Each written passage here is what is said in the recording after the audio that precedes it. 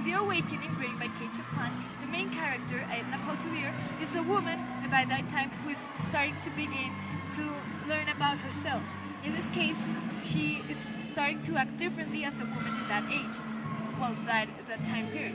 For example, Mr. Potelier is starting to get worried about her because he is losing control of her.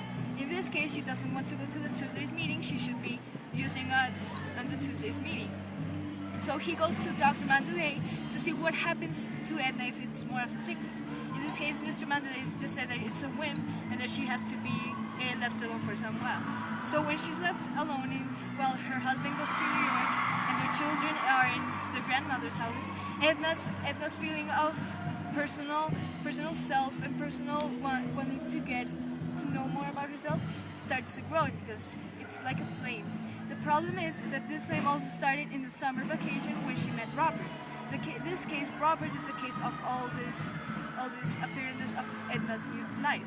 She fell deeply in love with Robert, and Robert left her, and her frustration is not having Robert. So in the jockey club, she meets Alcee Barian, who is like a Robert in this case, because he starts falling in love with her. He tells her like, "Oh please, don't refuse me. I know something of such things. I might help you with a stray suggestion or two."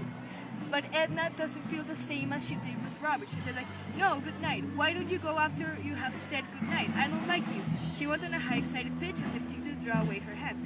So in this case, it shows that Edna's real desires is having Robert. That the case of all this awakening and all this sense of wanting to be free from her is more about the love she feels for Robert. She doesn't love Mr. Potelier. She was more a forced marriage of economy, security, and she's not so interested in this young man who pays so much attention to her and doesn't even care if she's married. So in the end, it's always Robert.